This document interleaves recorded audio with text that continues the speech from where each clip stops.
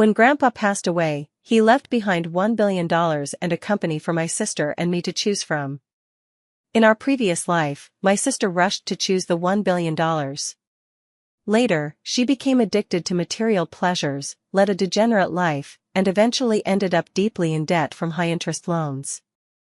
Meanwhile, I used smart investments to grow the company and became a billionaire. My sister regretted her choice and, while being pursued by debt collectors, tried to take me down with her. When we woke up again, we had returned to the moment Grandpa left us the inheritance. This time, my sister didn't hesitate and chose the company. She looked at me triumphantly, "Sister, this time I won't make the wrong choice again. You are destined to be trampled under my feet." I was surprised. Could wielding wealth not be freer than managing a company? Grandfather summoned my sister and me to his bedside in the final moments of his life, his eyes shimmering with hope for our futures. Slowly, he drew 2 gift contracts from the drawer, one for Wentworth Group, the other for $1 billion in cash. Before I could react, my sister had already snatched the company contract and signed her name without hesitation. This sudden move made me realize she had also returned to this pivotal moment. In her past life, she chose money and ultimately fell into ruin. But in this life, she chose responsibility and challenges. "Sis, I know your spending habits," my younger sister said to me with a smile. "This time, I'll let you take $10 billion to enjoy life. The Wentworth Group needs someone capable of shouldering heavy responsibilities." Her words seemed to carry a selfless consideration for me. But that hypocritical smile couldn't conceal the smugness in her heart. Yet I felt no anger. Instead, I secretly rejoiced. In my previous life, it was the lack of startup capital that made me miss the golden age of live streaming sales, leaving me with regrets until death. Now, with this sum of money, my plan can finally be put into action. Not long after Grandpa passed away peacefully, both my sister and I received our respective inheritances. She took over the company, while I was given $1 billion in cash. "Sis, you know what?" my sister boasted triumphantly to me. "The Wentworth Group is worth far more than that measly $1 billion. Just wait and see, I'm about to make history as the new generation's female billionaire." Her eyes sparkled with ambition and confidence. "And what's more," she added, "once I become a billionaire, I'll make sure Mason, the one you like, grovels at my feet." Her words dripped with disdain and provocation directed at me. Faced with her smug complacency, I could only sigh helplessly. I didn't tell her that what Mason valued wasn't the title of billionaire. After all, the Wentworth Group may appear glamorous on the surface, but beneath lies undercurrents and lurking dangers. It's not as wonderful as imagined. In my past life, I exhausted nearly all my efforts and sacrifices to save the Wentworth Group, drinking with tycoons until I developed stomach perforations, playing golf with clients despite a 40-degree fever, even sacrificing my dignity to stake out targets like a paparazzo. I smiled and said, "I hope everything goes as you wish." Upon hearing my words, my sister burst into laughter. "Oh, sister, don't think I can't tell? You're just jealous, aren't you? I don't have time to waste with her, I need to focus on building my career." In my past life, when my best friend Emma showed me the appeal of live streaming sales, I simply didn't have much liquid capital on hand. Even if I had millions in savings, I'd have to use it all to save the company first. Now, staring at the long string of numbers in my bank account, my heart burns with excitement. The regrets of my past life will finally be made up for in this one. Without wasting any time, I immediately started scouting locations to buy properties. After learning that I wanted to invest in live streaming sales, Emma immediately recommended a property to me. It was an unfinished building, dilapidated in appearance, but the price was temptingly low. She said, "This place might not look like much, but the money we save can be fully invested in purchasing top-notch live streaming equipment." I went to the site for an inspection and thought it was quite promising. In my past life, Emma bought 2 properties here and ended up making tens of millions in profit. Though outwardly dilapidated, it concealed immense wealth within. Standing before those unfinished buildings, with the wind blowing through the desolate street, I had already made up my mind.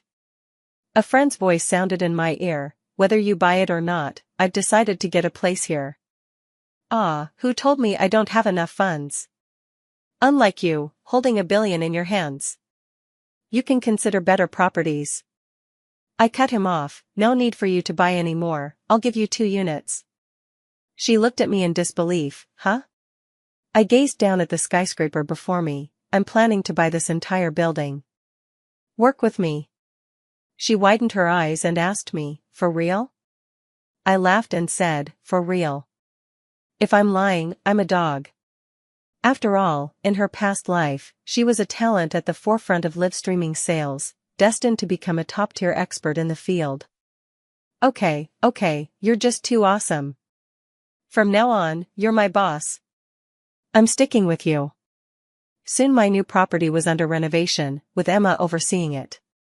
Meanwhile, I started traveling around the market again to look for high-performance filming equipment. For a time, I spent money like water, even faster than my sister had in our previous lives. In the blink of an eye, 200 million had already been invested. That day, I had just transferred 20 million from my account when I received a call from my parents summoning me home for dinner. Their tone wasn't particularly friendly.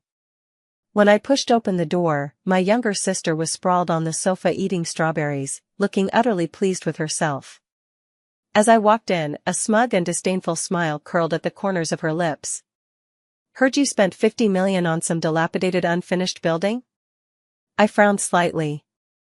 Indeed, from her perspective, this investment looked like a joke. After all, in our previous life, that building remained an unfinished eyesore until the day we died. But in reality, she didn't understand the foresight and courage required behind business investments. In her eyes, only things visible and tangible counted as wealth. Yet how could I possibly explain all this to her? Seeing my silence, my younger sister seemed to grow even more smug. I also heard you plan to buy that outrageously expensive camera? Huh. With your mediocre photography skills, how dare you splurge on such expensive equipment? That's just reckless spending. With the way you're spending money now, she paused, glancing at me mockingly. Be careful you don't end up a street beggar. When you become a beggar, don't expect any help from me. I said calmly, don't worry, I won't come to you. I have mom and dad. I casually reached for a strawberry to eat. But she suddenly grabbed the fruit bowl, jumped up from the sofa, and yelled downstairs to our parents, Dad, Mom. Come quick, look. Sister is trying to hit me. I was just giving sister some well-meaning advice, telling her to spend less money. Even though Grandpa gave those billion to sister, it still represents our family's reputation. But my sister said that even if she spent it all, our parents would cover for her. She hasn't changed at all, always playing the victim and tattling to our parents. They were clearly swayed by her words. They turned to me and asked, your sister meant well. How could you lay a hand on her? I didn't argue. Instead, I picked up the remote, turned on the TV, and quickly pulled up the playback of the living room surveillance footage. The footage clearly shows that at that moment, I was merely reaching for a strawberry from the fruit plate without any aggressive movements. My sister never expected me to decisively pull up the surveillance video. She defended herself with feigned innocence. I thought my sister was going to hit me. After all, she never likes what I say. Even if she didn't hit me, was it really necessary to check the surveillance? She continued arguing unreasonably, Even if you weren't wrong this time, you can't change the fact that you waste money recklessly. Look at that unfinished building you bought, and that outrageously expensive camera, who knows what you even need it for. She seemed to be demanding our parents to discipline me properly. I just calmly asked my parents, don't I have the right to use the billion Grandpa left me? We were indeed concerned when we heard you bought unfinished properties, Dad said slowly. After all, your grandfather left you this money hoping you'd accomplish something with it, not for you to squander it on unnecessary purchases. I understood their worries would remain until I achieved something concrete. Lowering my head, I said, I understand. I'll be more careful with the remaining money. Seeing me apparently admitting my mistake, my sister gave me a triumphant glance before launching into a lengthy account of her own achievements. Mom, Dad, did you know? I've secured a deal with Michael to purchase a large batch of new equipment for the group at a low price. Experts estimate Wentworth Group's market value is about to double. I frowned slightly. That same Michael had approached me about a deal too. But after my investigation, I found quality issues with that batch of equipment, so I turned him down. I never expected he would hold a grudge over it, sabotaging me by making sure I couldn't find any alternative equipment, which led to me being forced to drink until I developed a stomach perforation and was hospitalized. Though I didn't want to pay my sister any attention, Wentworth Group was, after all, the empire Grandpa had painstakingly built. Out of consideration for the family business, I kindly reminded her, it would be best to conduct sample testing on the equipment before making bulk purchases for the group. As if I don't know that. Stop pretending to be a do-gooder. You're just jealous of me, jealous that I'm developing the group more successfully and better than you ever imagined. She went even further, saying, all you do is spend money recklessly all day. Be careful you don't develop a habit that bankrupts our entire family. You should hand over the money to our parents instead. If it were me, I would have handed it all over long ago. Her words reeked of hypocrisy and cunning. I remember clearly, in my past life when my sister controlled those $1 billion, she never handed the money over to our parents as she now claims she would. On the contrary, the moment she got the money, she immediately flew to the Maldives to enjoy a luxurious 6-month vacation. For her, those island days were an endless party, always surrounded by handsome, obedient young men. Her reckless spending eventually raised concerns and intervention from our parents. When they suggested managing her remaining funds, my sister actually blamed me for poisoning their ears against her. She even accused me of sabotage, claiming I maliciously wanted to seize her remaining money, and spread these rumors everywhere. It nearly ruined my reputation. But when our parents heard her accusations, they didn't blindly believe her. Instead, they asked for my opinion. After all, that $1 billion was left to me by our grandfather, not to them. I smiled faintly and said, Mom, Dad, give me a year. After a year, I'll hand over the money to you to manage. Mom and Dad didn't say anything, but my younger sister expressed her dissatisfaction. If you only hand it over after a year, you'll have spent it all by then. I think our family will be ruined by you sooner or later. When you end up broke, my company won't take you in. Only when Mom and Dad grew impatient with her words did my sister slowly quiet down. In my past life, she always looked down on me, comparing herself to me in everything, never willing to back down until she came out on top. Since childhood, she always demanded the best, newest, and most expensive things, while I, as the elder sister, shouldered more family responsibilities to ease our parents' burdens. I gave her all the good things without reservation. Yet it seemed this could never satisfy her insatiable greed. The vase I painstakingly saved to buy was smashed by her, new clothes were cut into rags the next day, even my hard-completed homework was torn to pieces. The college entrance exam year was worse. Despite being poised to score top marks, she deliberately gave me expired milk that made me ill. I still managed grades good enough for elite universities, but it wasn't what I could have achieved. Ironically, she, the one with the whole family accompanying her for exams, only barely got into a third-rate school. Yet she still insisted on throwing a grand celebration banquet, as if her results had reached the pinnacle of the world. Even when Grandpa drafted his will, she didn't hesitate to claim the $1 billion in cash. As her older sister, I always yielded to her. If she wanted it, I let her have it. But she squandered that money on nothing but pleasure, splurging in high-end boutiques, not to mention lavishing it on one handsome man after another. In the blink of an eye, 5 years passed, and that $1 billion was gone without a single cent left. At that time, I had already propelled the Wentworth Group to new heights, achieving dazzling accomplishments in the business world and becoming the youngest billionaire in history. My life also became more colorful through dating a top celebrity, Mason. Rumors swirled that he only approached me for money or was being kept by me. But Mason never explained any of the misunderstandings or gossip about our relationship. Only I knew that when we first met, it was during his darkest hour of hardship and despair. I was the one who reached out to redeem him. My younger sister returned just as we were about to enter the wedding hall. Yet she came begging for my help, claiming she owed $3 billion in loan shark debts. That staggering number left me stunned. But what shocked me even more was her shameless demand that I repay her debts.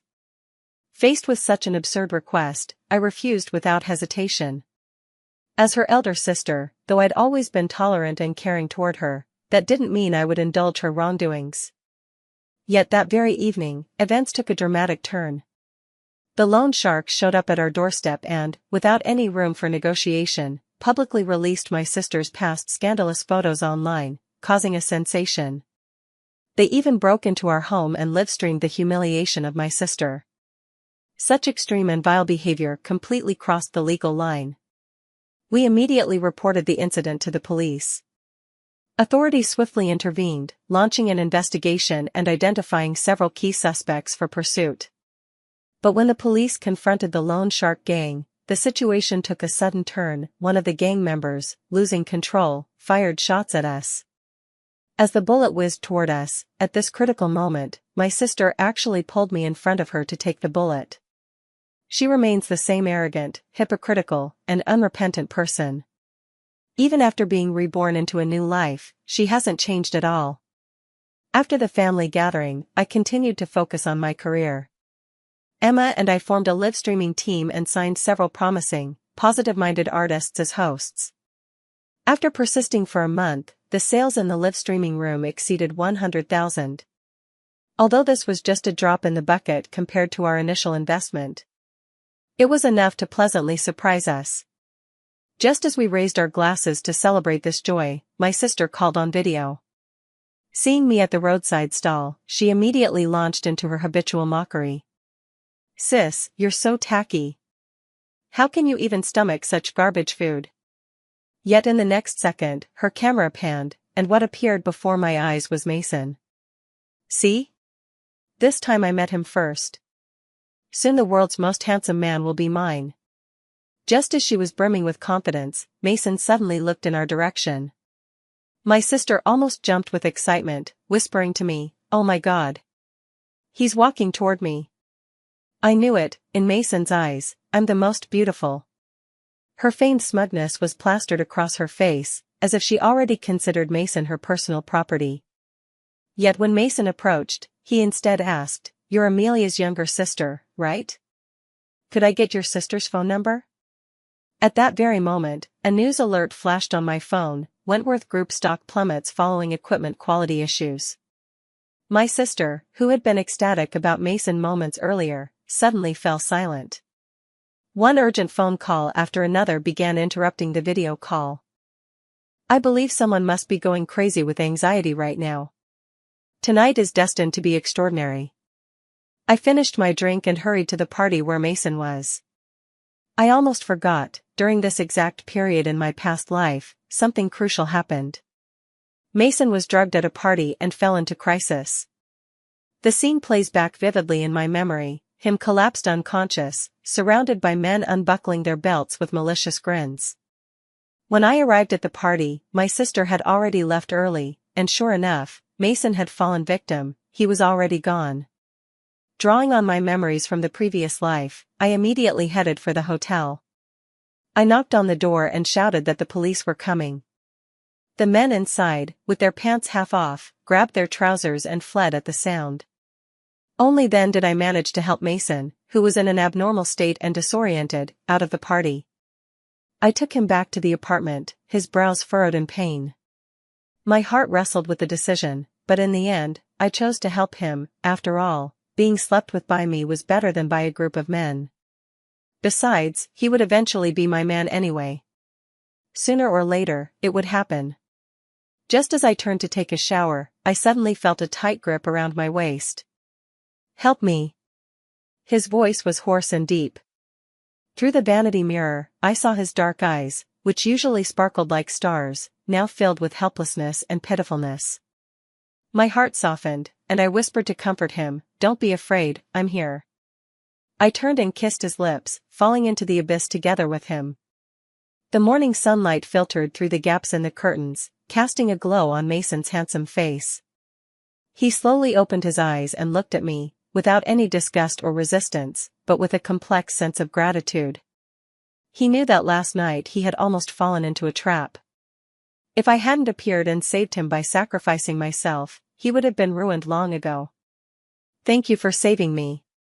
The voice was low and sincere. "You're welcome."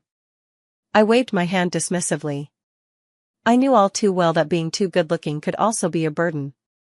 It was precisely because of Mason's overly handsome face that he had inadvertently offended a certain big shot in the entertainment industry, resulting in being blacklisted with nowhere to stand. People outside the circle only saw his glamour, unaware that he walked on thin ice every day, where a single misstep could lead to utter ruin. "About last night." He hesitated. "Name your price, I'll do my best to compensate you." "No need."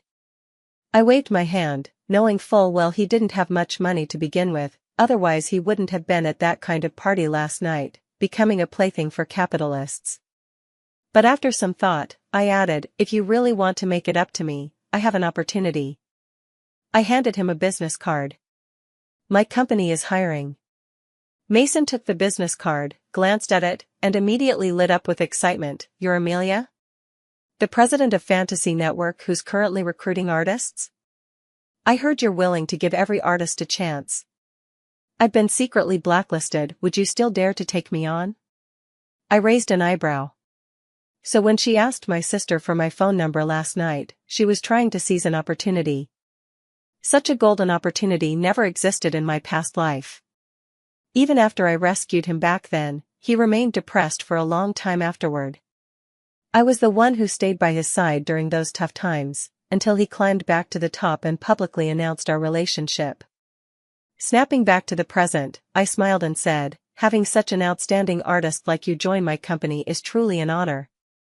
Knowing he couldn't return to his place recently, with those troublemakers still watching him, I left my apartment keys with him. "There's food in the fridge, cook for yourself. I'll be staying at the company these days and won't be back for now. Take some time to adjust, and we'll discuss the contract details later." He looked at me gratefully, his dark eyes gleaming. I felt embarrassed under his gaze and quickly found an excuse to slip away. Returning to the company, I browsed through news about Wentworth Group for a while. Their stocks were nearly collapsing, and buyers who had previously purchased Tang family equipment were demanding refunds en masse. The Wentworth Group executives were as frantic as ants on a hot griddle. Just as I was about to turn off my phone, my younger sister called. Her voice carried extreme urgency mixed with shameless entitlement. "Big sister, how much of that $1 billion do you have left? Since you can't possibly spend it all anyway, why not take it out to help me repurchase equipment? I want the best and most expensive one, preferably delivered to my company building this afternoon. Drop everything you're doing and go buy the equipment for me right now. Go." I truly couldn't understand how she could still be so arrogant, shamelessly confident that I would help her. I replied coldly, "No money." After hanging up, I blocked her number immediately. There was a time when I had reached out to her during my darkest hour. But she refused me without hesitation. All those things were left to me by Grandpa. I need to use them to buy gifts for my new boyfriend. She even said more harshly, "Even if you go bankrupt and beg, don't expect to get a single penny from me." From then on, I saw through her completely. In those pitch-black, hopeless days, no one extended a helping hand. In order to meet with clients, I chose the most extreme method, sleeping on the ground outside their doors. For 3 consecutive days, I only ate 1 bag of bread and didn't dare drink more than a sip of water, afraid of missing any chance to connect with the clients. Perhaps it was my perseverance that moved them, but the clients finally signed the contract, and I gradually began to see success. Since she chose the company, she should be capable of such determination and hard work in the business world. However, I never expected my sister to share this incident in the family group chat, exaggerating how I indulged in pleasure while neglecting the life and death of Wentworth Group. Hypocritically, she claimed to have poured her heart and soul into Wentworth Group, only to suffer grievances at my hands. The family group chat immediately erupted in chaos. Relatives lined up to accuse me of being heartless and cold-blooded, demanding that I return the billion-dollar inheritance to Wentworth Group. Without the Wentworth Group, you're nothing but trash. As an older sister, you're so selfish, your conscience must have been eaten by dogs. Similar comments flooded the entire group chat. Somehow, they spread online, and the rumors even took on a different nature. Netizens scolded me for being shameless, not only taking my sister's $1 billion for my own pleasure but also disregarding her well-being. The relatives demanded that my parents kick me out of the Wentworth family, saying they were ashamed to have someone like me. A flood of accusations and rumors came pouring in. My sister even hypocritically stood up to defend me. Everyone, please don't blame my sister, she must have her reasons. As long as she's happy every day, I don't mind suffering a little. The internet exploded even more, with everyone encouraging and comforting her while hurling abuse and scorn at me. Just like that, I became public enemy number one. Whenever I went out, people would throw rotten vegetables and eggs at me. The company employees look at me with doubt in their eyes, and some even want to resign. My parents also sent me messages, telling me to go abroad to avoid the situation. Emma asked me worriedly, "Do you need PR?" "I've already found someone." Even Mason sent me a message, asking if I wanted him to post a clarification stating that I'm not that kind of person. At this moment, my younger sister called me. "Daring to block me, how does it feel to be cyberbullied?" "Sis, just give me the unused billion you have left to cover the losses from those devices, and I'll sincerely help clear your name. Otherwise, you can stay blacklisted forever." See? She clearly knows how to clear my name, yet she deliberately manipulates public opinion, painting me darker and darker. I sneered, "Chloe, do you really think I can't clear my own name? Don't forget, I warned you to inspect that batch of equipment. It was your arrogance and stubbornness to oppose me that got you scammed. Oh, you're not thinking of checking the surveillance footage, are you? Ha ha ha." She laughed triumphantly, her voice dripping with schadenfreude. "Too bad, I already had someone hack the system. You've got no evidence now." I looked at the surveillance USB drive in my hand with the recovered data, curling my lips into a smile. "Oh really? Don't forget, I majored in computer science in college. Data recovery was just a matter of time. I've let you dance around for a few days, now it's my turn." I directly posted the compiled surveillance footage on social media, attaching the inheritance transfer agreement and my capital flow records. Of my 1 billion yuan, aside from the 300 million I invested, 500 million went to charity while 200 million were deposited as fixed-term savings. The surveillance footage clearly showed that I had reminded her to pay attention to equipment safety, and also captured her accusations and disdain toward me. "Stop pretending to be the good guy. You're just jealous of me. Why should I listen to you and run tests? I refuse to test it, I choose to trust him, to believe my judgment isn't wrong." Netizens quickly grasped the situation, and the tide of public opinion gradually shifted. The family group chat suddenly fell silent, with several relatives even sending me apologies. I scoffed and blocked them all. All the accusations that had been directed at me now turned toward my sister. I pulled up the home surveillance feed and saw her throwing a tantrum inside the house. She must be out of her mind. 500 million, how could she just donate it all to charity? That's our family's money. She'd rather give it away than help me, she's doing this on purpose. Dad, Mom. My sister is lying to you. She says she'll hand over those billion to you in a year, but she's a total fraud. She squandered all our family's money. A liar. Our parents were both exasperated. Stop bringing up your sister. You made this mess yourself, figure out how to fix it. Doing charity is a good thing. You shouldn't speak of your sister like that. You'd better think of a way to make up for the company's losses quickly. I turned off the surveillance cameras, feeling quite pleased. A few days later, my sister sent me a message, "Since you're pushing me this hard, don't blame me for what happens next." I was curious, what new trick did she have up her sleeve? 3 days later, a news notification popped up on my phone. Wentworth Group and Ravenswood Industries announce marriage alliance. In the accompanying photo, my sister stood beside Richard in an extravagant gown, clutching his arm tightly as if he were a prized trophy. Richard, a name that carried significant weight in the business world. I raised an eyebrow. This time, my sister had picked the right pawn. Although this heir is old and ugly, with this marriage alliance as support, it's enough to help the crumbling Wentworth Group regain its footing. Looking back to my past life, when facing the company's crisis, I had also considered using marriage to solve the problem. But after investigation, I learned that Richard had two young and beautiful wives who died, both victims of his domestic violence. Now at the advanced age of 40, he's a full 20 years older than my sister. I still warned my sister, while marriage can resolve the group's current crisis, you should thoroughly understand that man, it's best to avoid being alone with him. Unexpectedly, she replied lightning fast, "Humph. You just can't stand to see me doing well. Now that you see I'm about to turn my life around as Richard's wife, you're getting jealous, aren't you? How petty." I rolled my eyes. After all, it's not me who'll end up dead. Although Wentworth Group might experience a temporary resurgence through this marriage alliance, I knew it would only be short-lived.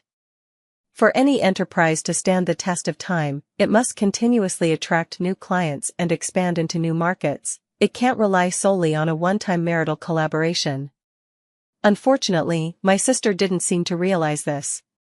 She began frequenting various luxury venues, squandering her limited savings just as she had done before her rebirth. After all, habits formed over a lifetime are hard to break. Even in this new life, when it comes to money, she remains the same extravagant and insatiable person. That day, Emma complained to me with a cloud of worry over her face. The company's revenue growth was frustratingly slow, primarily due to the lack of influential streamers who could drive traffic. She sighed helplessly, "I've tried my best to sign every possible talent. Could it be that our company has hit a plateau?" As I listened, a sudden idea flashed through my mind, Mason. Without much thought, I grabbed the contract and hurried home. But as I reached the door, my heart began to race.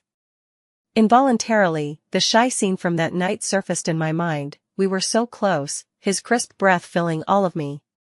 My cheeks instantly burned red. Just as I mustered the courage to knock, the door unexpectedly opened.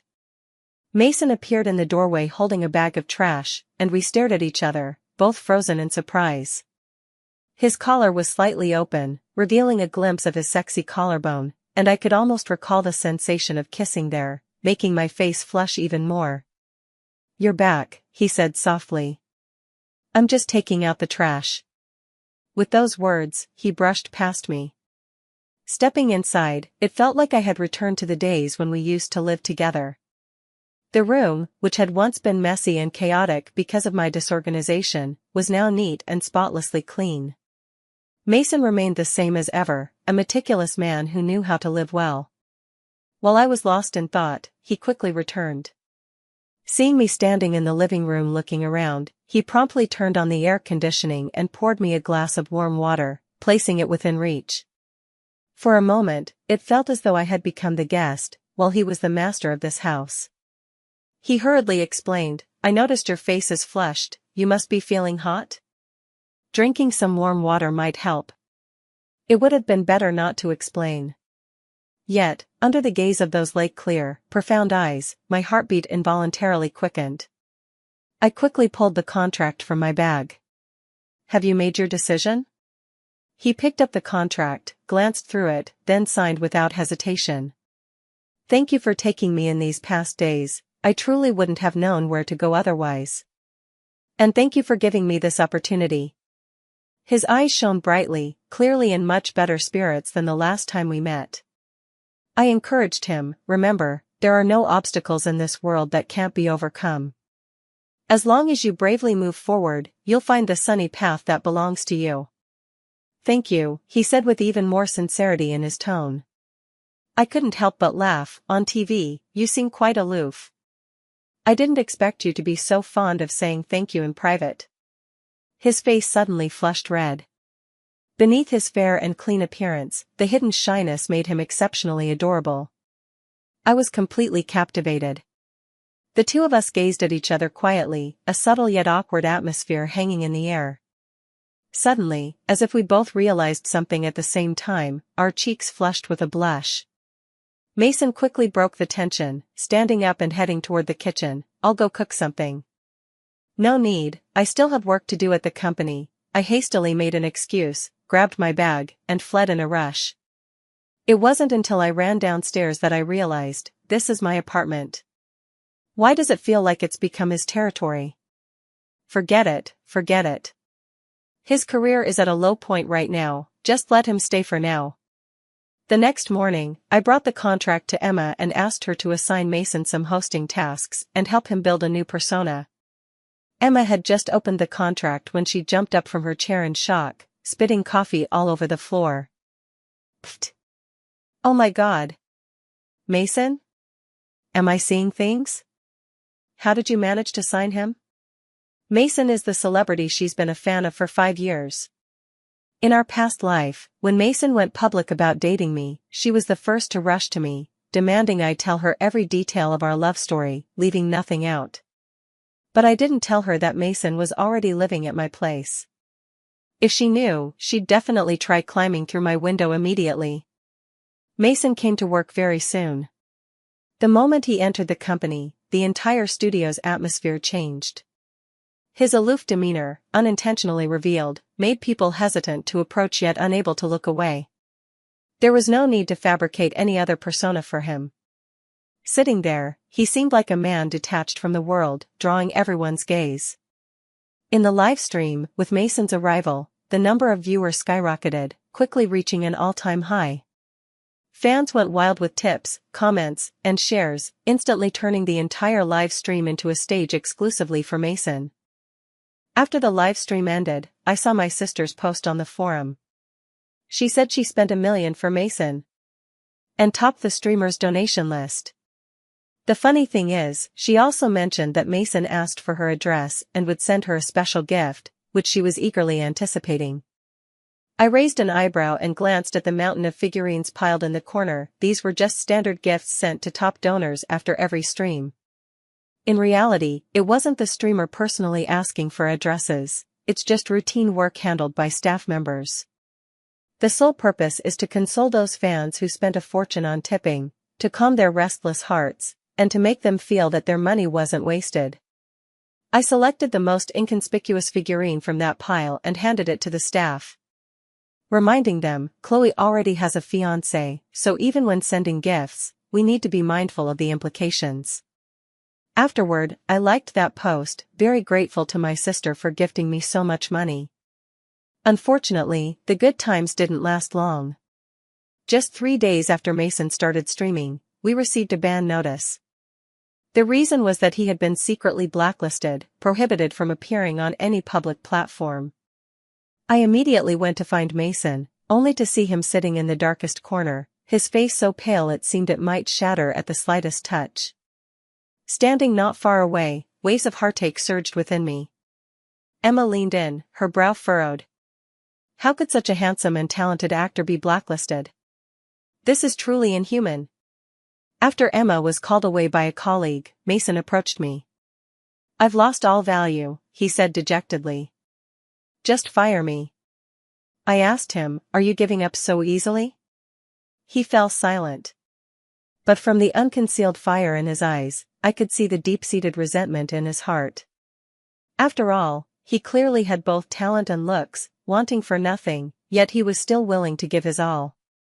For roles and jobs others shunned or were unwilling to take, he would charge ahead without complaint. Yet, simply because he was too strikingly handsome and refused the advances of a certain privileged young master, he was blacklisted. How utterly absurd. I said, last time, your fame came half from your looks and half from luck. This time, prove yourself with 100% of your ability. Mason looked up at me with a bewildered expression. Go behind the scenes. Work in the charity sector to demonstrate your contributions and concerns for society. As long as you can prove your positive image and value through actions and gain public recognition, I believe you can return to your peak. I patted him on the shoulder encouragingly. Trust me, give yourself a chance. Mason looked at me, and those deep, dark eyes gradually softened. All right, he finally replied. Although Mason had been blacklisted within the industry, few insiders knew about it. To the public eye, he remained the radiant, highly acclaimed Mason. His appearance at our company created momentum, instantly attracting collaborations from numerous industry heavyweights. The number of live streaming rooms kept increasing, and revenue rose rapidly at an astonishing pace. On the day of the family gathering, after finishing my work, I casually picked out an elegant little dress from the collection Emma had helped curate and hurried to the villa. Upon entering, I ran into my sister. She maintained her nouveau riche, ostentatious style, wearing an expensive designer gown, carrying the latest designer handbag, and adorned with a complete set of diamond and jade jewelry. She stood at the center of the crowd, brimming with pride and arrogance like a victor. A group of girls surrounded her, obeying her every word, further accentuating her superior demeanor. As soon as she noticed me entering her line of sight, she abruptly changed the topic, lacing her words with mockery and disdain. Well, look who's here. What a rare guest. So you do remember to come back. TSK. Look at what you're wearing, could that be some cheap stall bargain? Even with all that money, you still don't dare buy branded clothes? Truly, you'll never shake off that wretched, impoverished look. As all eyes at the party focused between us, someone suddenly stepped forward and pointed at my clothes in shock. Oh my God! Isn't this Master Benjamin's private custom design? Priceless and impossible to buy. How could you possibly have this? All eyes instantly turned to me. I was completely bewildered. My sister's face, however, fell, her gaze venomously fixed on me. The crowd's attention shifted once again because of Master Benjamin's work. Did you know? A voice rang out, full of awe. Master Benjamin's works are far more precious than any luxury brand. Not to mention their incredible collectible value. The implication was clear, this dress of mine far surpassed any expensive gown in the room. The girls who had been clustering around my sister now gathered around me instead, casting envious or even covetous glances my way. Set against Master Benjamin's creation, even the diamond earrings I'd bought for a few thousand yuan seemed to gain extraordinary worth. In contrast, my sister's flamboyant and ostentatious attire appeared particularly jarring under such comparison. Faced with this completely different situation from before, her eyes brimmed with unconcealable envy. She shouted at me accusingly, "You'd rather spend a fortune on such expensive clothes than lend me money to buy equipment. How heartless. Such vanity." I couldn't help but raise an eyebrow. Lend? In her vocabulary, that word never carried any intention of repayment. The onlooker's expression subtly shifted. Calmly, I explained, this dress wasn't purchased by me. It was acquired at a charity auction. I never expected it to be a masterpiece by Benjamin, I simply chose it because the style suited me. The crowd around nodded frequently upon hearing this, their gazes shifting from initial skepticism to admiration and praise. So that's how it is. Who would have thought? Discussions arose one after another. My sister was so furious she gritted her teeth, having no choice but to turn away in angry frustration. I walked into the garden, just wanting to find a spot to sit down. But my sister came over again, leading a group of young girls. She was holding an exquisite miniature teacup figurine in her hands, cradling it like a treasure. Her triumphant voice seemed deliberately aimed at me. Do you know? This is a gift from Mason. If I weren't already engaged, he would have promised me a lifetime. This is his token of affection for me. The champagne I was sipping nearly sprayed from my mouth. Originally, that teacup figurine was meant to imply she was too fake, capable of holding all kinds of tea. Who knew she'd interpret it as something entirely different in her mind? I couldn't help but step closer to remind her, you should be careful. It's best not to let your fiancé find out, after all, no one wants their fiancé still pining for someone else. But who would have thought my goodwill would be met with her sharp retort? Humph. You're just sour grapes because you can't have what I have. Jealous that Mason gave me a teacup and not you. I love whatever Mason gives me, so what? She even hugged it to her chest, looking utterly enchanted as she said, I'm planning to put it by my bedside and sleep with it every night." Watching her triumphant expression, I really wanted to tell her that the gift in her hands was actually just the cheapest corporate freebie. Would she explode if she knew the truth? After the banquet, Richard personally came to pick up my sister. Just as they reached the doorway, Richard lashed out at my sister. First, he smashed her teacup figurine collection, then delivered a stinging slap across her face. Clutching her cheek, my sister turned to throw herself into our mother's arms, only to spot me standing a short distance away. Suddenly pointing at me, she began hurling furious accusations. "It's all your fault. You must have told Richard on purpose." Her voice was shrill, dripping with venom. "Just because Mason gave me presents and not you, you're jealous. How could you be so vicious? You can't stand to see me happy for 1 second." Faced with such absurd slander, I could only roll my eyes helplessly. The narcissism was truly off the charts. Mom pulled my agitated sister back and said wearily, "That teacup wasn't anything special to begin with. You've been showing it off to everyone, even Richard's sister saw it." "How could Richard not know?" "Stop wrongly accusing your sister." Richard had already strode over and yanked my sister from Mom's embrace. Gripping her shoulders with a dark expression, he began explaining why he hit her. "I love you so much, yet you secretly kept another man's gift behind my back. You even told so many people you'd sleep with it. How do you expect me to take that? If this hadn't gotten out, it would have been fine, but now everyone knows. You've made me a laughingstock. This slap at least lets me salvage some dignity." Then he suddenly changed his attitude, pulling my sister into an embrace, caressing her cheek with exaggerated tenderness like she was some pitiful little thing. "Baby, I'm sorry, I was just putting on a show. I never meant to really hit you. You understand, don't you? After all, I love you so much. How could I bear to hurt you? The pain on your face is agony in my heart." In the end, Richard still coaxed my sister into leaving with him. Though the mark from his slap still lingered on her face, her eyes gleamed with a twisted sort of triumph. She seemed to be telling me through this, "See, even so, someone still adores me."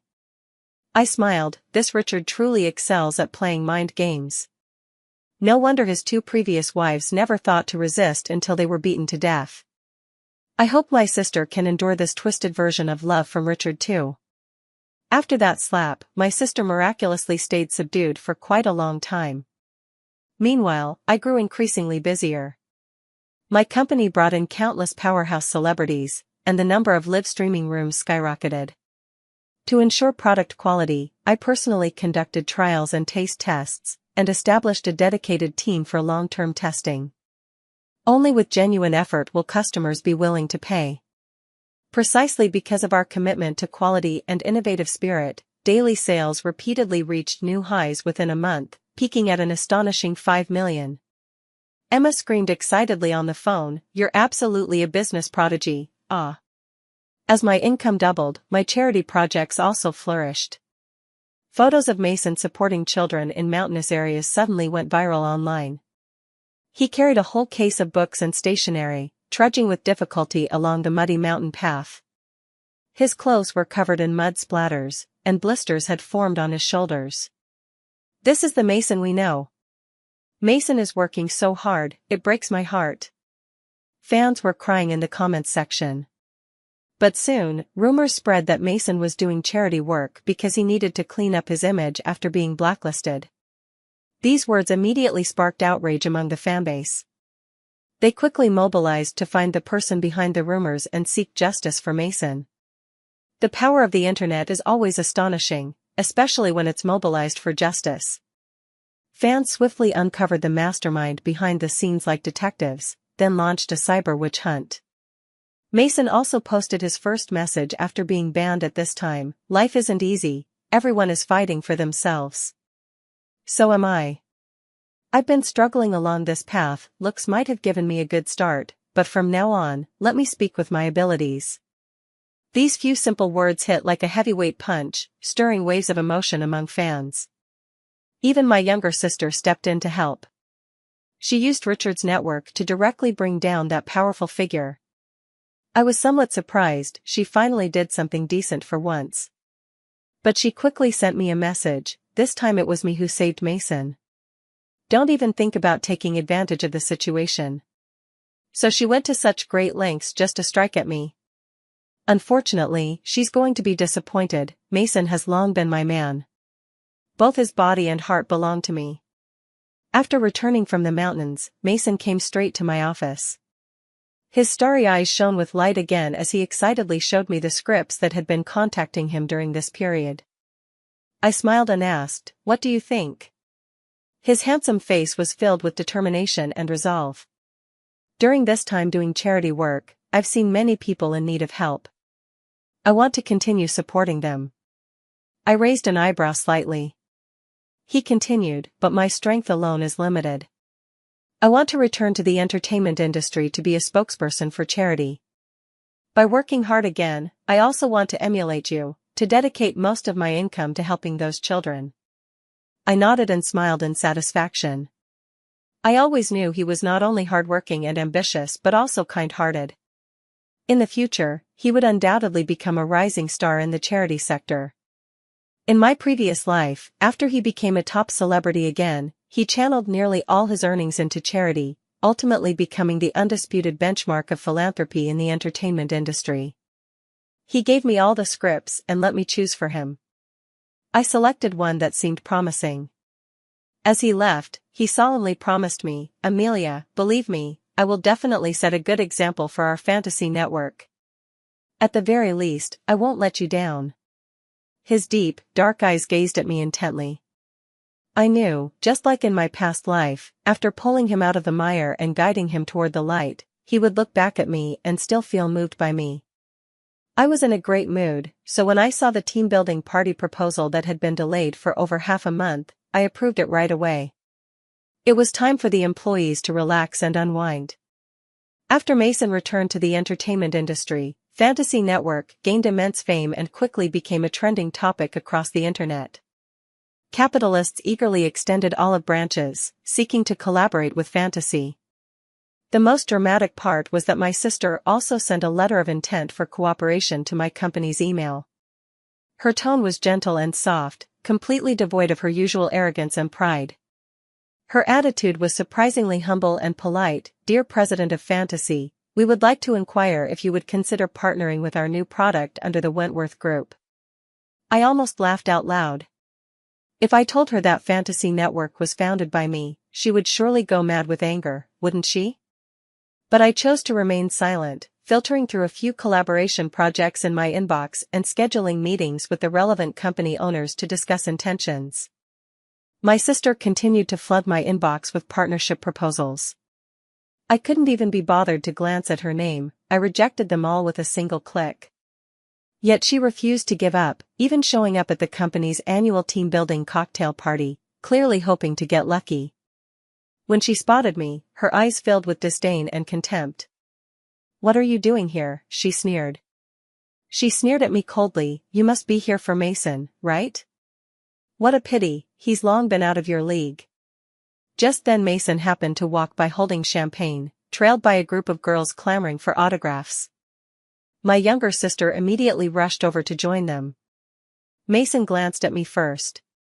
Mistaking us for ordinary sisters, he stopped and bypassed the crowd of girls to hand my sister a signed photo. She instantly shrieked with excitement on the spot. Waving the autographed picture triumphantly in my face, she gloated, "See that, sis? Mason clearly has feelings for me. Otherwise why would he ignore all those beauties and hand the signed photo directly to me?" Then she warned me again, "I'd advise you to stop deluding yourself. Mason would never fall for a woman like you in this lifetime." She pretentiously adjusted her collar and declared with full confidence, "Later I'll be discussing a collaboration with the CEO of Fantasy Corporation. You'd better get lost. I don't want the CEO knowing I have a sister as disgraceful as you." No matter what she said, I just smiled faintly. At this point, I couldn't help reminding her, to discuss collaboration, you'd first need to actually meet the CEO of Fantasy Corporation. Otherwise, it would be quite embarrassing to fail at securing the deal without even meeting the person. My sister snorted arrogantly, "Do you think I'm as incompetent as you?" I'll be meeting the CEO soon. Once this collaboration succeeds, Wentworth Group will skyrocket. And you? You couldn't catch up with me even riding a rocket. I smiled and nodded, then I wish you all the best. After dealing with his little fan club, Mason strode toward us with his long legs. My sister's eyes immediately glued themselves to him again. Mason is coming over. Oh my God. Mason looks so handsome tonight. Too bad his eyes are only for me. Some people can be jealous all they want, it won't do them any good. I rolled my eyes in exasperation. Before Mason could even get close, my sister eagerly rushed to meet him. She kept finding topics to chat with him, asked for a photo to commemorate the moment, and occasionally threw provocative and smug glances at me. It wasn't until Mason said he had something else to attend to that my sister finally let him go. She quickly ran back to show me a post she had just hastily uploaded. Besides the photo with Mason, there was a caption, "Mason really has great taste, he only chooses the best girls." In just a few minutes, it had already received tons of likes. I was stunned. How dare she be so brazen? Is she really not afraid of Richard's fists? She thought I was envious and was about to mock me when Mason's voice sounded above us. "Amelia, could we have a drink?" "Sure." My sister answered instantly, flushing with excitement as she quickly picked up her champagne glass. Mason looked embarrassed. "Sorry, I meant to have a drink with your sister." My sister's expression froze instantly. Mason, unaware of our strained relationship, glanced at me questioningly. I gave him a look that said, "You figure it out yourself." Only then did my sister realize that not only did we know each other long ago, but our relationship was already far from ordinary. Suddenly, she understood that all she had just said was nothing but a laughably absurd performance in my eyes. She flew into a rage instantly and splashed champagne right at me.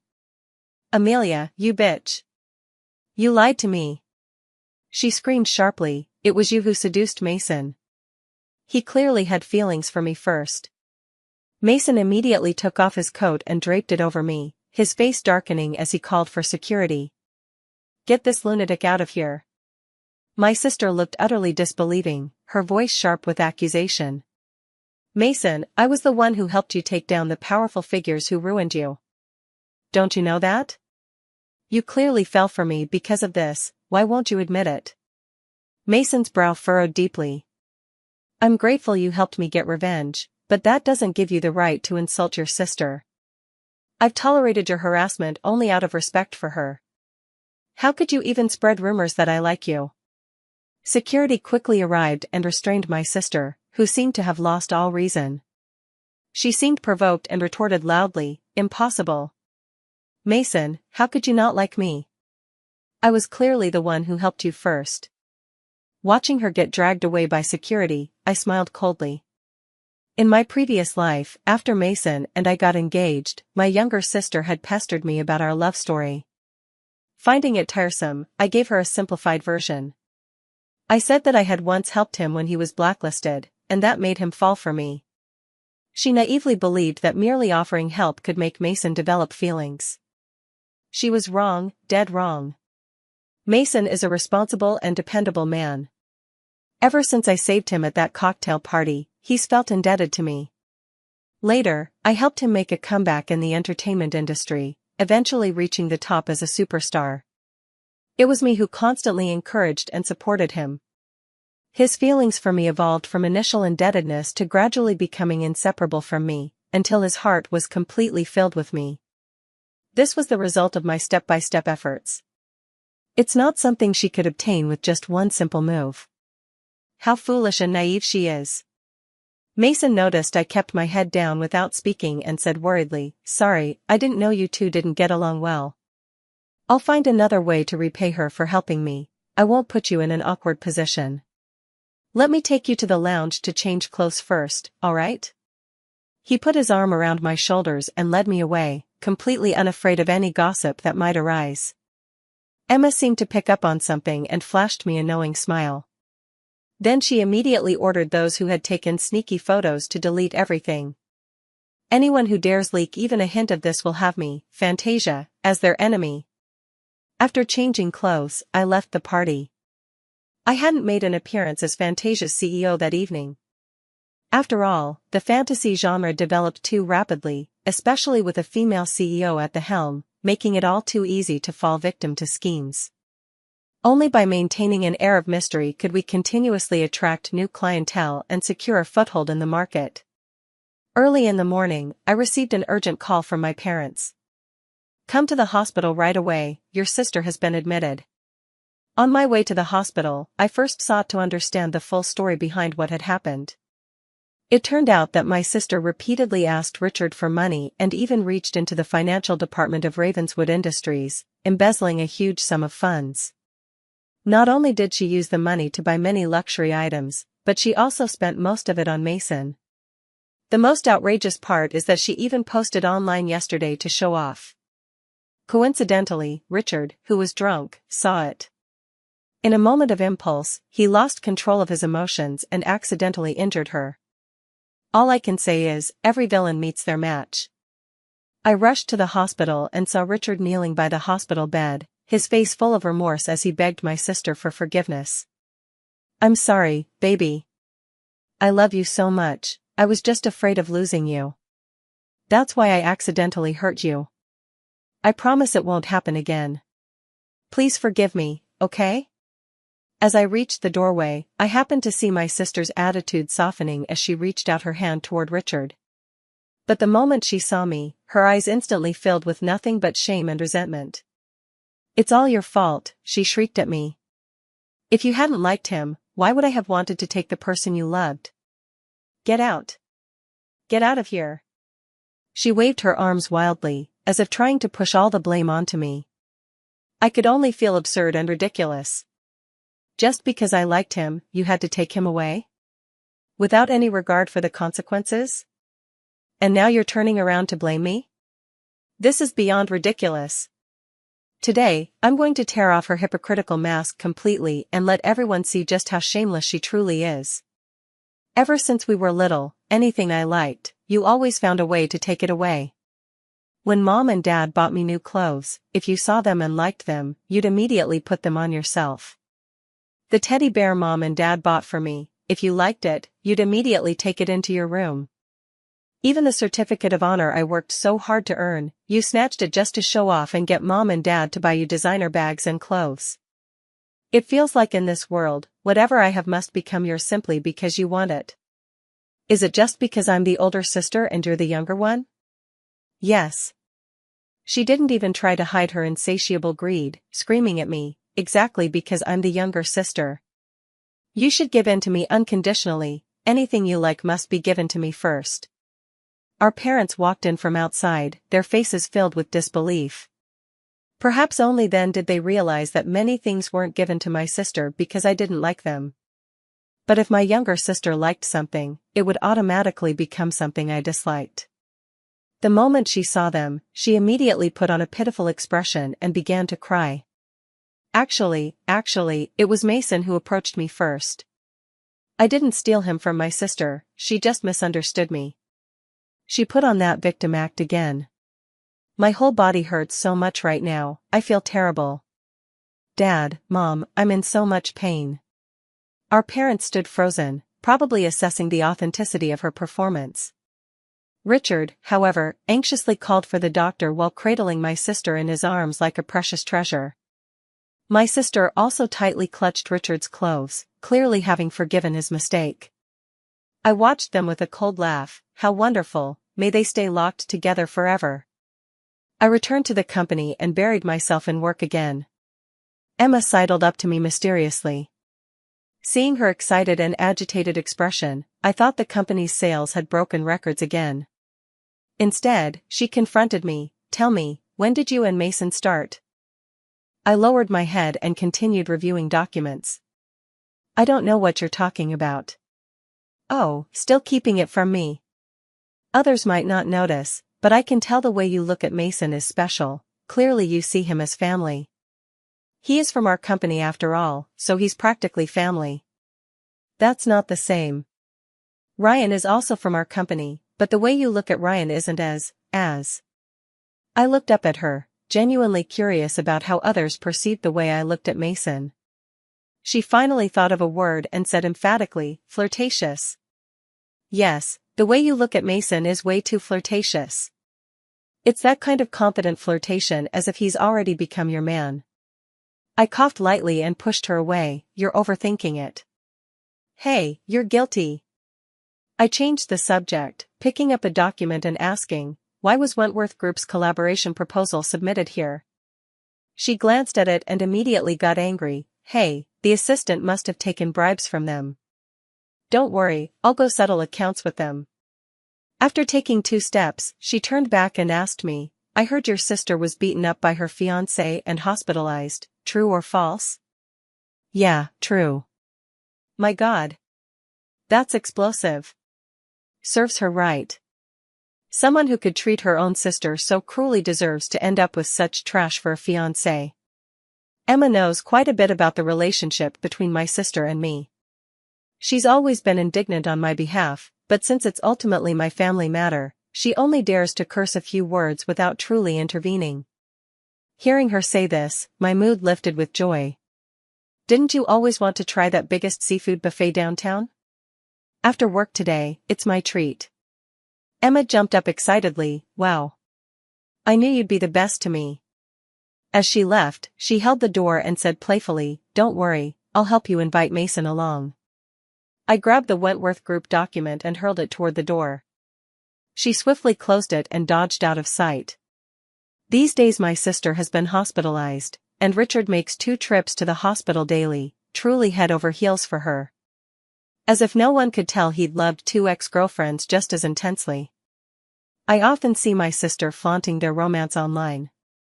Richard buys her limited edition designer bags. Despite his hectic schedule, he still handcrafts heart-shaped lunchboxes for her. Richard would peel fruit for her, even crafting fancy shapes to feed her. It seemed Richard was truly head over heels in love with her. Wrapped in this cocoon of happiness and affection, she had nearly forgotten how she ended up in the hospital. I couldn't stand watching these nauseating photos and blocked her immediately. After I blacklisted her last time, our parents found out and made me unblock her. They said, after all, your sister's by blood, no need to make things so ugly. But they truly underestimated just how shameless and troublemaking my sister could be.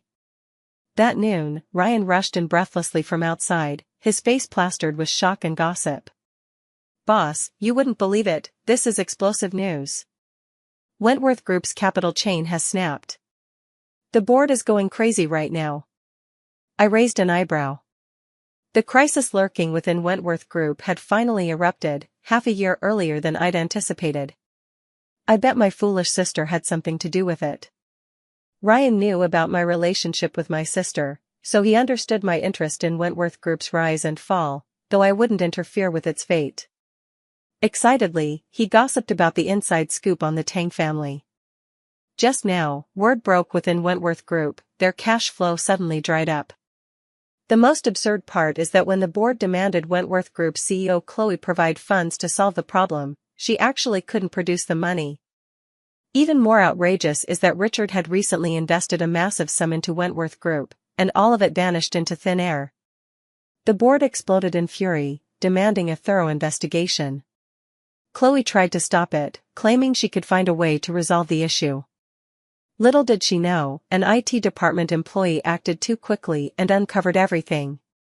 Turns out, all that money had been embezzled by Chloe to buy designer clothes, luxury handbags, and other extravagant items.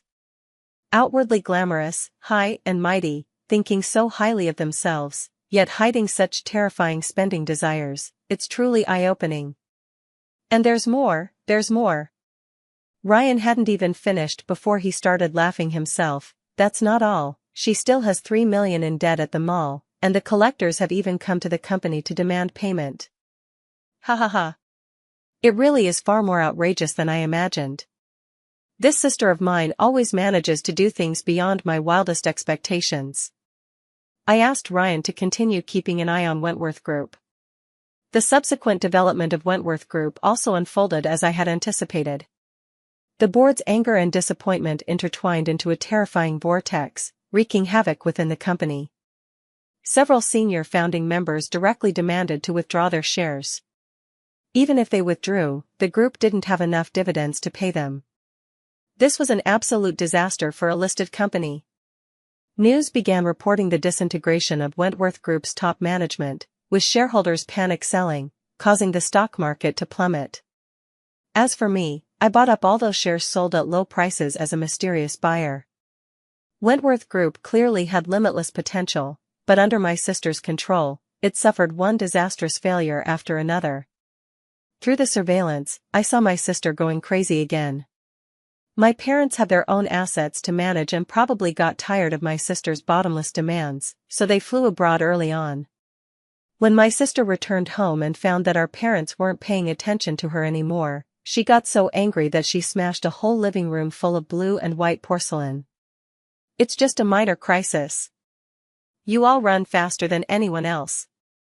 I'm a future billionaire. If you don't help me now, you won't be able to reach me later. The housekeeper called me and said, Chloe's mental state doesn't seem quite right. She might as well have directly said I was delusional. Can't even handle a small group, yet dreams of becoming a billionaire? What a pipe dream. I said, don't mind her. Just take care of things at home. No trouble at all. You'd better stay away for now too. Chloe's been asking around about you everywhere. Word is she's in deep debt outside and too scared to tell Richard. If she finds you, she'll definitely try to get you to help pay it off. She won't find me anytime soon. Good, that's great. I saw in the surveillance footage that the nanny had just hung up the phone when my sister immediately asked if she had contacted me. The nanny shook her head right away. Furious, my sister kicked a nearby potted plant again. She started searching for me in every possible way, contacting all our mutual friends one by one. Those close to me were well aware of our strained relationship and knew my current worth, so they wouldn't tell her that I was sitting in this abandoned building, signing deals worth hundreds of millions.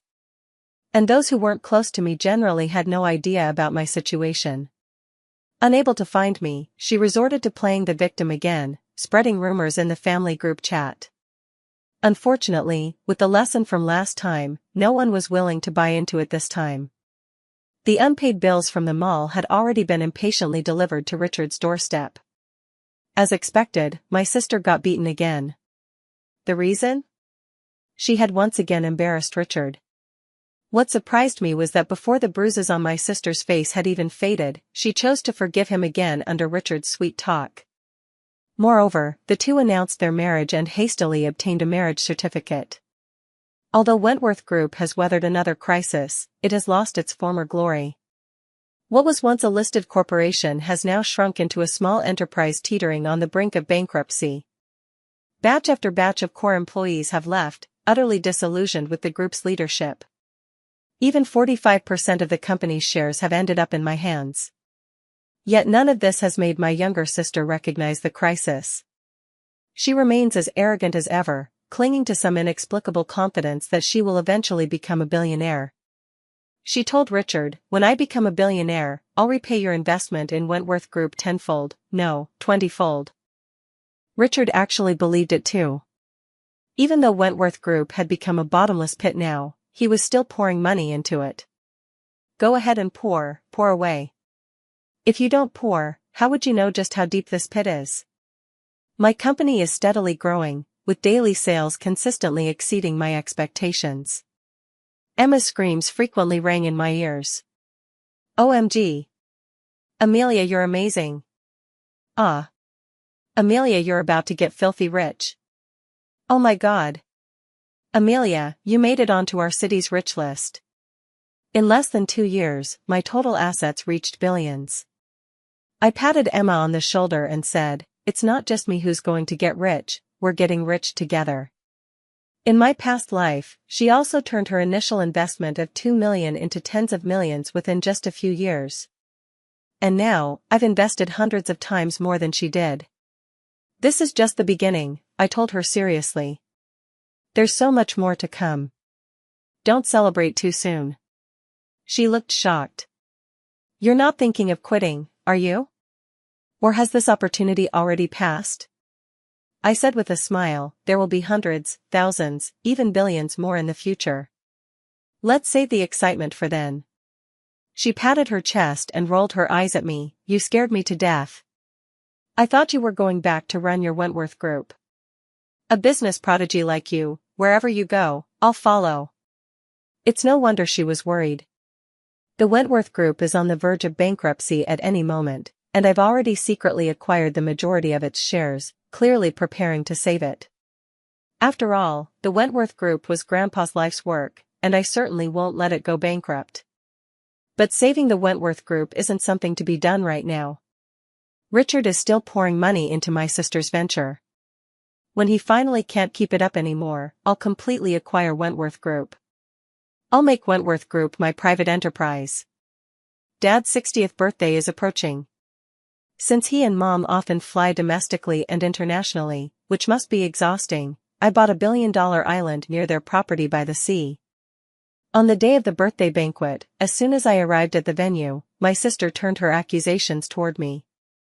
Sis, didn't you say you'd hand over that $1 billion to Mom and Dad for safekeeping? It's been almost 2 years now, where's the money? I knew you were just talking big. Don't think doing a little charity can cover up your past. You've definitely squandered all that money, spending it all to satisfy your vanity.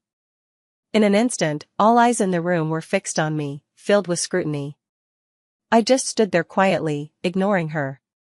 But my silence seemed to have become her weapon against me. See, she sneered triumphantly. Sister has nothing to say, I must have hit the mark, haven't I?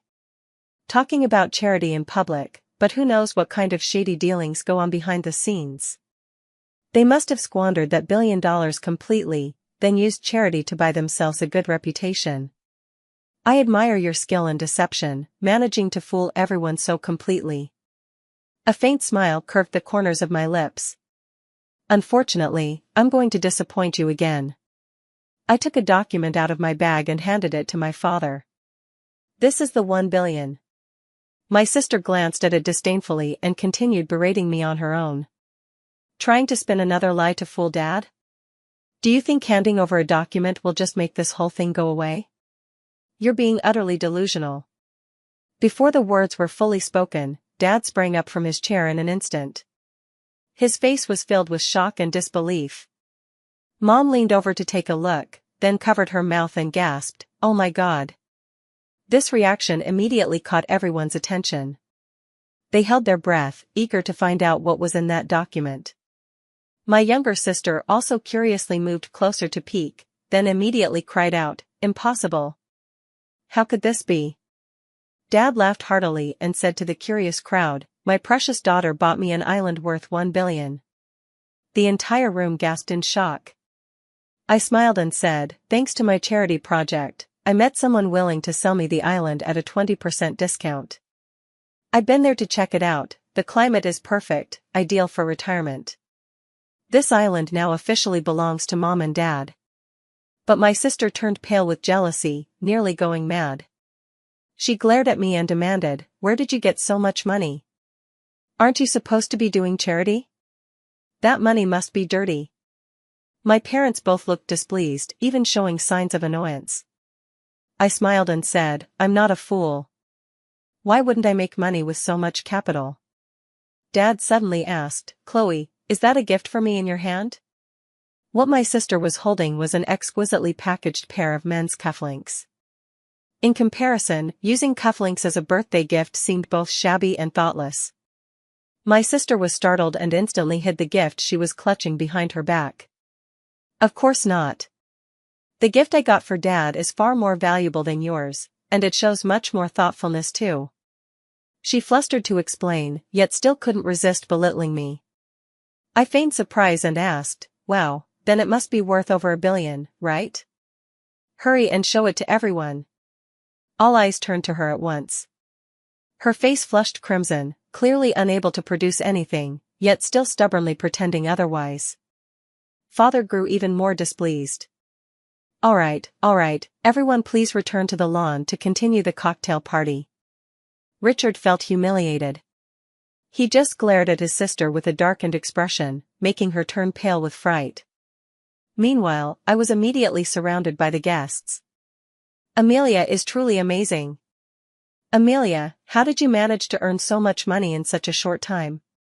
Amelia, you've already donated 500 million to charity, yet how did you earn back another 500 million in just 1 year? I smiled without answering, and when pressed further, I'd say, you'll find out when the time comes. Let me keep it a mystery for now and blow your minds later. Just then, Mason arrived. Dressed in a tailored suit, he stepped gracefully onto the lawn. The breeze lifted his soft locks, his handsome face strikingly radiant under the sunlight. Every gesture exuded an irresistible mature charm and aristocratic coldness, instantly elevating the atmosphere to its peak. Not long ago, his new drama had just premiered to sensational acclaim. With his acting skills, he captivated audiences and won several prestigious awards. His fame once again resounded throughout the entertainment industry. The moment he approached, he became the center of attention. Why did Mason come here? Someone asked excitedly. He smiled and replied, Amelia and I are friends. On such an important day, it's only right that I come to visit her father. Then Mason walked toward me as well. Seeing me frozen in place, he tilted his head. Amelia, why don't you introduce me to your father?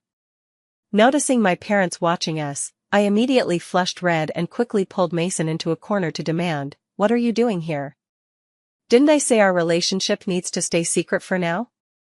Yes, through Emma's arrangements, we've been carrying on an underground romance for half a year already. He always wanted to go public, but I kept insisting we keep it quiet. He replied, we're just friends, isn't that what you said? Can't I visit and bring birthday gifts when a friend's father turns 60? Helpless, since he was already here, I had no choice but to take him to see my parents. My mom and dad happily chatted with him, subtly probing about our relationship. Although he only referred to us as friends, the resentful yet helpless glances he kept shooting my way practically confessed our true relationship. This made my parents even more delighted. They insisted he stay for a couple days, specifically mentioning that I'd be home keeping them company during that time. Unexpectedly, Mason immediately nodded in agreement and said, it just so happens I have no schedule these days, and we really hit it off. I won't stand on ceremony then, I'll stay and keep you company. I helplessly massaged my temples and happened to catch my younger sister sitting across from me, glaring at me with venomous eyes. When our gazes met, she suddenly flashed me a sinister smile, as if plotting something again. That night, I was sleeping soundly when noises came from next door. After Mason stayed, Mom had deliberately arranged for him to occupy the neighboring room. Our beds were separated by just a single wall. I turned on the light and listened carefully for sounds from the opposite wall, but there was nothing. Feeling inexplicably uneasy, I immediately knocked on the door across the way. The housekeeper was startled by me and came over to ask, are you thirsty too? I said, bring me the spare key to this room. Seeing my urgency, the housekeeper hastily brought the key and casually remarked, the dishes were a bit salty tonight. Both Mason and Chloe got up to drink water. I thought you might be thirsty too. My unease grew stronger, and I immediately opened the door and rushed in. The sound of the door slamming against the wall startled Richard, who also lived next door. He came out and asked, what's going on?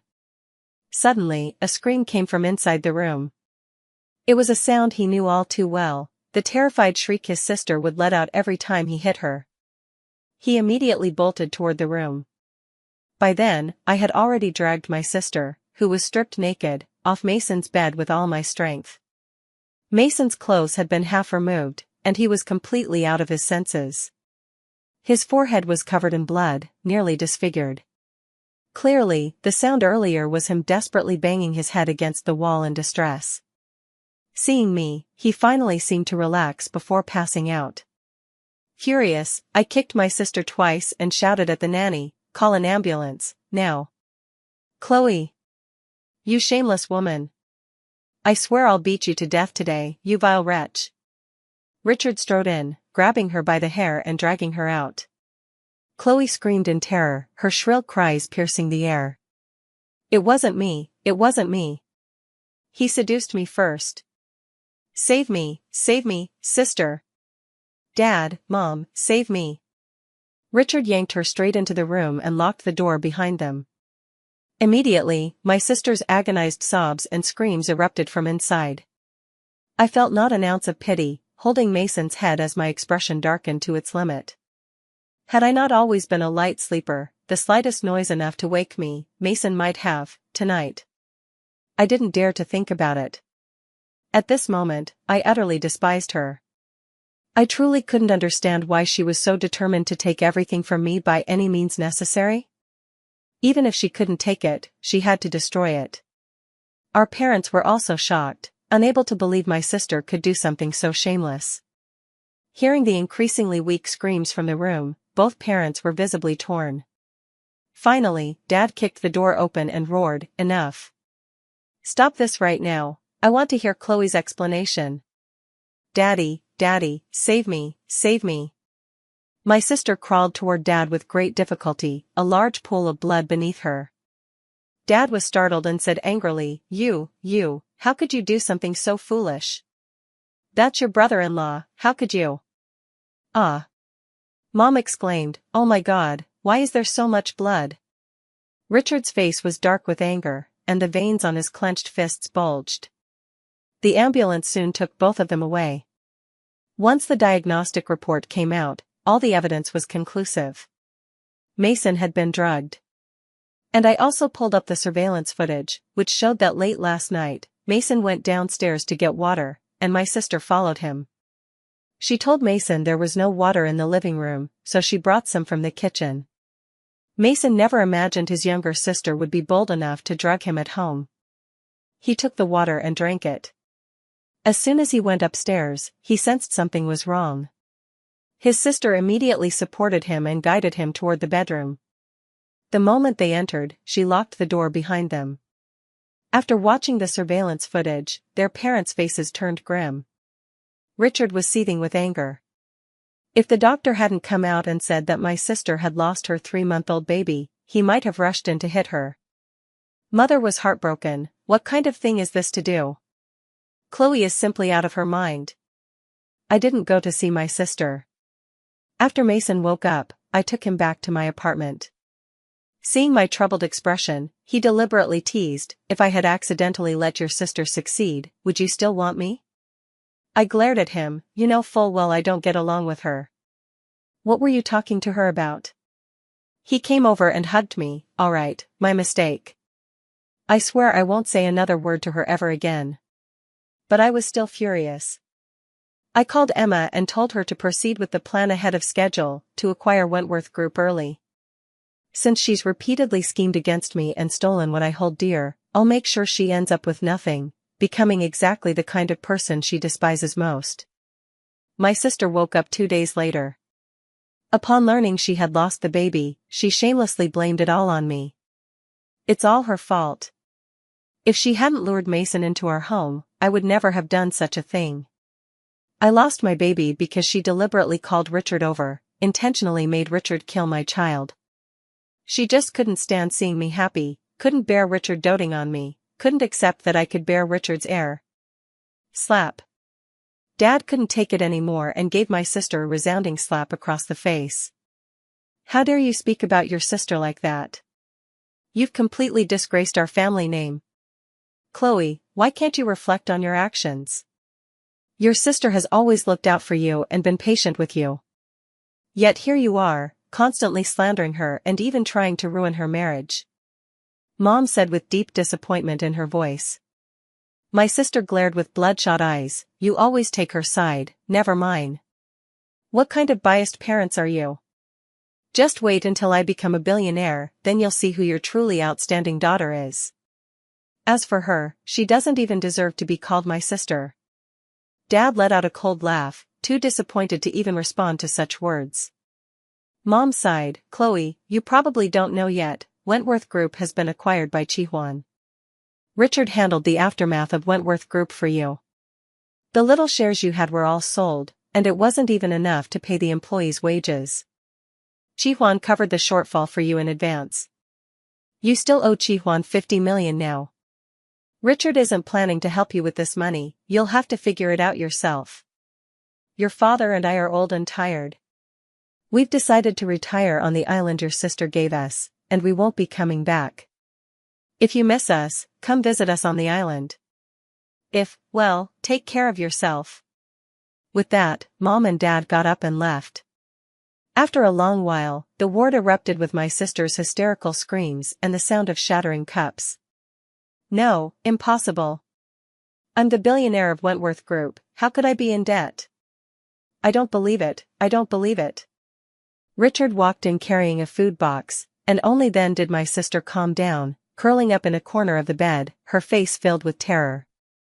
Stop daydreaming. Eat up and come home with me. No, I won't go back.